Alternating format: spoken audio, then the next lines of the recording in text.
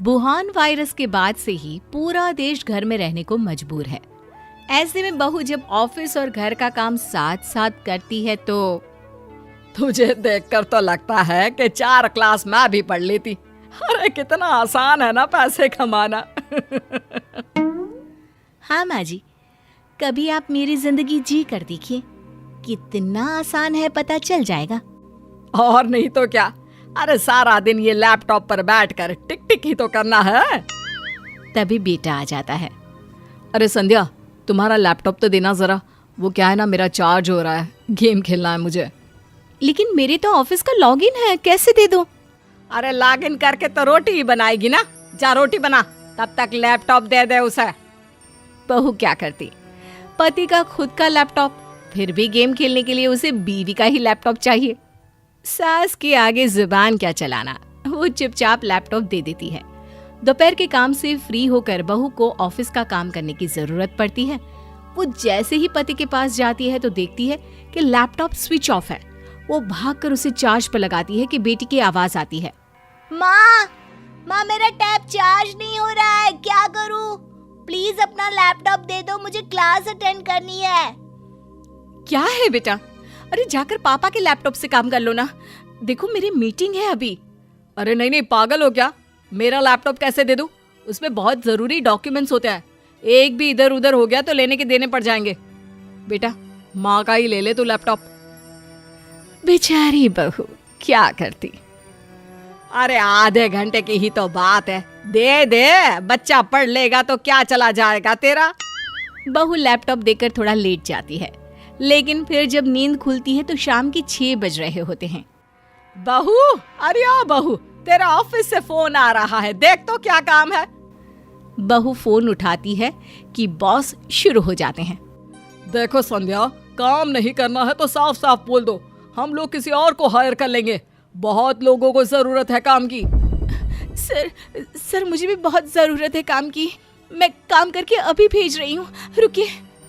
शाम को जब पूरा घर खेलकूद, सिनेमा और पार्क की सैर कर रहा होता है, बहू लैपटॉप पर काम करती है। थोड़ी देर बाद, बहू जरा जाकर रात का डिनर बना दे, आज खाना जल्दी खाने का मन है। वो तेरे ससुर जी को भरवा करेले खाने का मन है। बस माँ जी, मैं काम खत्म कर रही हूँ, तब तक आप करेले बना ले। हाँ बहू, अब तो यही दिन देखना रह गया है कि तू बैठे और मैं काम करूँ। क्यों?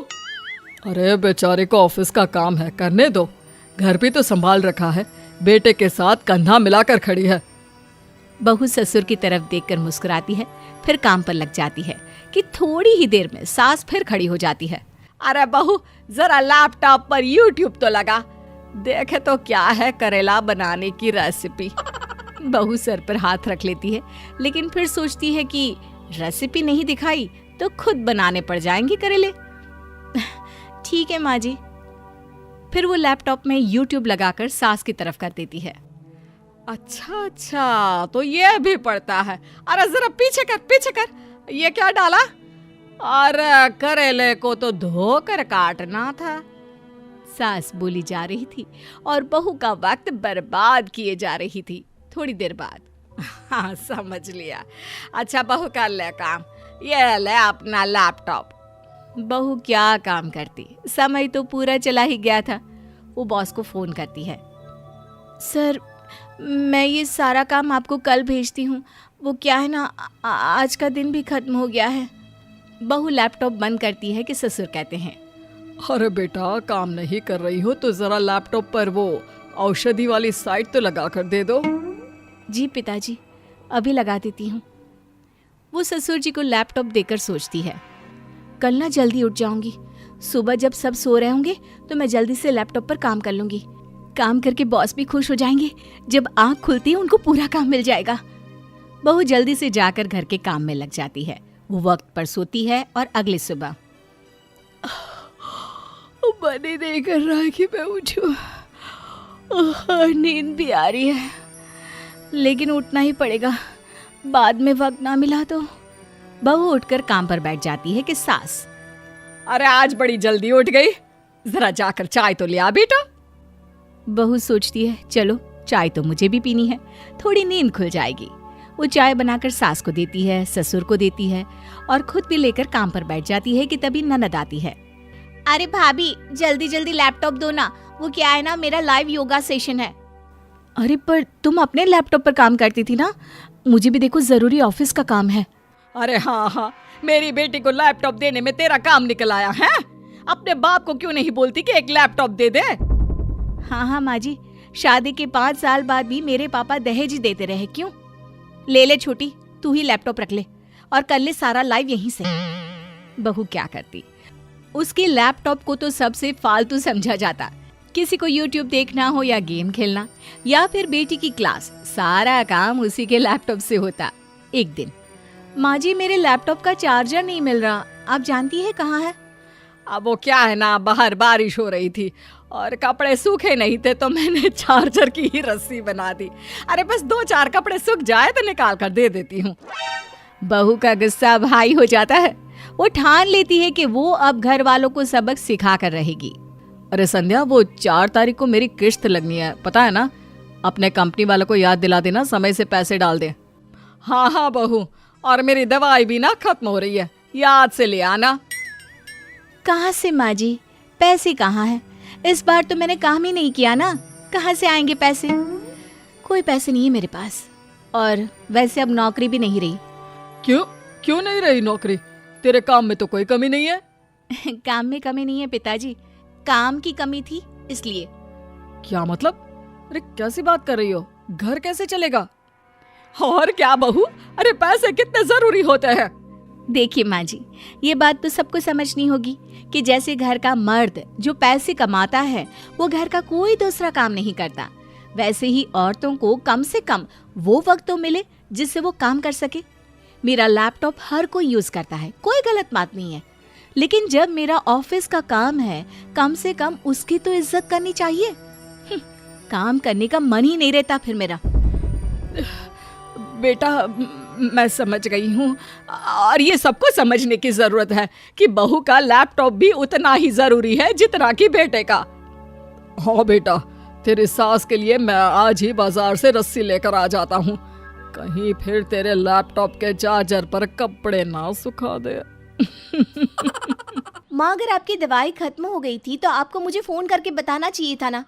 आप जानती हो ना मेरे पास कितना काम रहता है और इस वजह से मैं भूल जाती हूँ। बेटा मैं जानती हूँ कि तेरे पास बहुत सारा काम रहता है, हर समय तू किसी न किसी काम में व्यस्त ही रहती है, इसीलिए मैंने तुझे कुछ नहीं बताया। और वैसे भी तेरा भाई राकेश है ना यहाँ मेरी देखभाल करने के लिए। माँ, अभी राकेश छोटा है। अच्छा, मैं आपको पैसे भिजवा रही हूँ, चुपचाप से दवाई लेकर आ जाना। दिव्या अपनी माँ से बात करके फ़ोन रख देती है, पर ये सारी बातें उसकी सास कल्याणी सुन लेती है और ये सब देखकर कल्याणी को अंदर ही अंदर गुस्सा आ जाता है। कल मुही माँ का पूरा ख्याल रहता है कि कब माँ की दवाई खत्म होगी, कब उसके मायके का राशन खत्म होगा। समय समय पर पैसा भिजवाना भी तो बहुत ज़रूरी है ना इसका। इस तरह से कल्याणी मन ही मन गुस्सा होकर वहाँ से चली जाती है।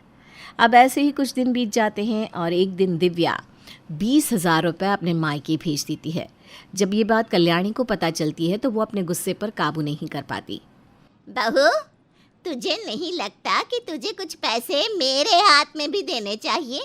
आखिर मैं तेरी सास हूँ। माँ जी, हर महीने मेरी और अजीत जी की सैलरी आप ही तो रखती हैं, और वैसे भी इस महीने मेरी माँ को इन पैसों की ज़्यादा ज़रूरत थी, इसलिए मैंने अपनी पूरी सैलरी अपने मायके में दे दी। हाँ हाँ, क्यों नहीं, सारी ज़रूरत तो तेरे मायके वालों को ही पड़ती है, तेरे ससुराल वालों को थोड़ी ना पैसों की ज़रूरत है।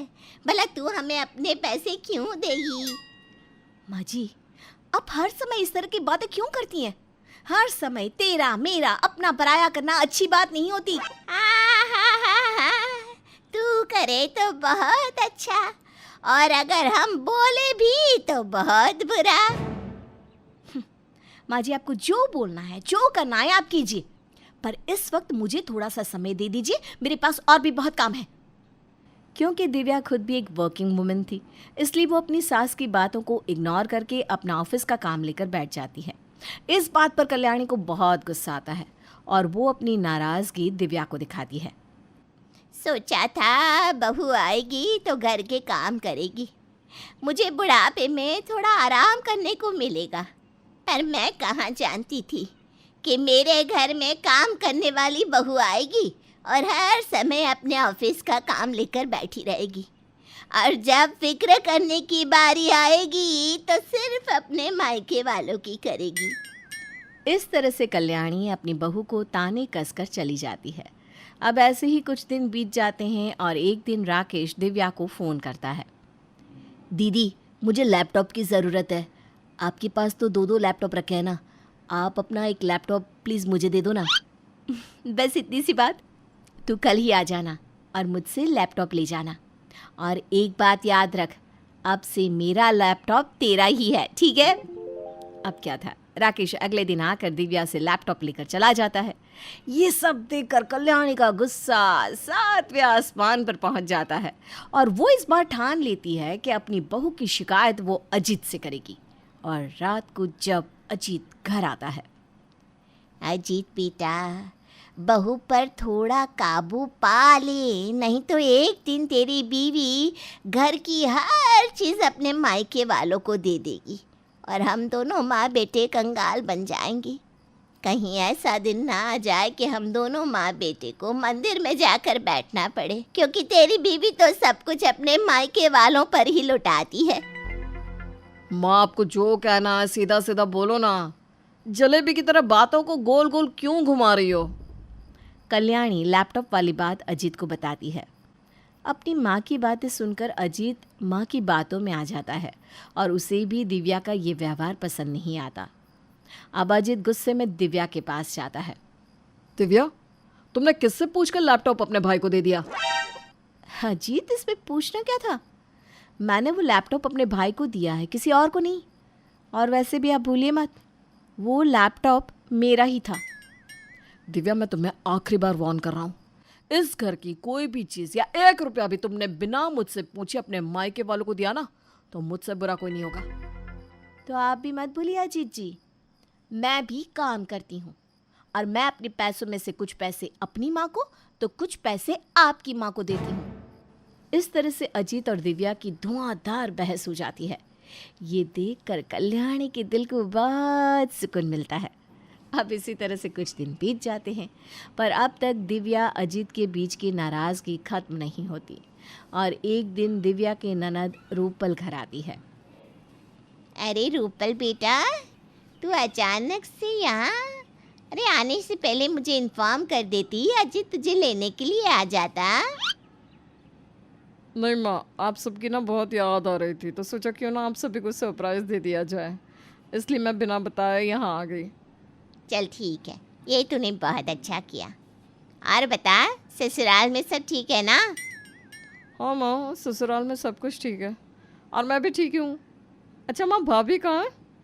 अरे होगी अपने कमरे में बैठी। वैसे भी तेरी भाभी के पास काम ही क्या है? 2 ही काम तो उसे करना आता है, एक अपना ऑफिस का काम, दूसरा अपने माँ भाई को पैसे देना। सब कुछ तो अपने माँ बाप पर ही लुटा रही है। अरे कभी कभी तो डर लगता है मुझे कि कहीं ऐसा ना हो कि तेरी भाभी हमारा सब कुछ अपने मायके वालों पर लुटा दे। क्या माँ, तुम भी ना कैसी बातें करती हो? अब देखो, मैं भी अपने ससुराल में रहती हूँ, तो आप लोगों की चिंता सताती रहती है ना। वैसे भी भाभी को भी अपने मायके वालों की याद सताती रहती होगी। अच्छा माँ, मैं भाभी से मिलकर आती हूँ। रूपल अपनी भाभी से मिलने के लिए कमरे में जाती है, जहाँ दिव्या अपने ऑफिस का कुछ काम कर रही थी। पर जैसे ही दिव्या रूपल को देखती है, उसकी खुशियाँ बढ़ जाती है। वो रूपल को गले से लगा लेती है। रूपल अपनी भाभी के गले लगकर रोने लगती है। रूपल के आंसू देखकर दिव्या समझ जाती है कि कुछ गड़बड़ है। अरे क्या हुआ रूपल, तुम रो क्यों रही हो? भाभी, आपको क्या बताओ, अगर मैंने लव मैरिज ना की होती तो शायद मैं अपना दुख अपने घर वालों को बताती, पर मैं बहुत अच्छे से जानती हूँ अगर मैंने अपने घर वालों को सच्चाई बताई तो वो लोग मेरा साथ देने के बदले मुझे खरी खोटी सुनाएंगे। इस समय सिर्फ और सिर्फ आप ही मुझे समझ सकती हैं। अरे बात क्या है रूपल, तुम मुझे जब तक बताओगी नहीं तब तक मैं तुम्हारी मदद कैसे करूँगी? भाभी, आप जानती हो ना, निखिल जी को जुए खेलने की आदत है। और उनकी इसी आदत की वजह से वो कर्जे में घिर चुके हैं। हमारे पास इतने पैसे नहीं है कि हम कर्जदारों को पैसे देकर अपना कर्ज चुका सके। बस अब आप ही हमारी मदद कर सकती हो। कोई बात नहीं रूपल, घर परिवार में अक्सर ऐसी प्रॉब्लम आती रहती है। तुम मुझे बताओ तुम्हें कितने रुपए चाहिए? यही कुछ 70-80 हज़ार रुपये भाभी। ओहो रूपल, ये तो बहुत बड़ी रकम है, इसलिए तुम मुझे थोड़ा सा समय दो, मैं कल तक कुछ करती हूँ। जब दिव्या को रूपल की प्रॉब्लम के बारे में पता चलता है तो उसकी टेंशन और भी ज़्यादा बढ़ जाती है, पर दिव्या हार नहीं मानती और 24 घंटे के अंदर अंदर रूपल को 80,000 रुपये दे देती है। पर जैसे ही बैंक से 80,000 कटते हैं, अजित को पता चल जाता है और वो बौखलाता हुआ घर आता है। दिव्या, अभी कुछ समय पहले ही तुमने अपनी माँ को दवाई के लिए पैसे और उसके बाद 20,000 और उसके बाद अपने भाई को लैपटॉप दिया। फिर आखिर अब तुम्हारे मायके वालों को पैसों की ऐसी कौन सी जरूरत आन पड़ी कि तुमने 80,000 मेरे बैंक से निकाल लिए? अजित जी, आप हर समय तेरा मेरा क्यों करते हैं? आपके अकाउंट में जो पैसे रखे हैं उसमें मेरी भी सेविंग है और मैंने अपने हिस्से के पैसे ही निकाले हैं। पर क्यों दिव्या, क्या तुम्हें सच में नहीं लगता कि जब तक तुम अपने मायके वालों पर इतने पैसे उड़ा रही होती हो तब तुम्हें एक बार अपने ससुराल वालों से पूछ लेना चाहिए? पर मैं किसी से क्यों पूछूं अजीत जी? वो मेरे पैसे हैं और मैं अपने पैसे कहीं पर भी खर्च करूं वो मेरी मर्जी है। अपने भैया भाभी के बीच की लड़ाई देखकर अब रूपल से रहा नहीं जाता और रूपल सारी सच्चाई अपने भाई को बता देती है।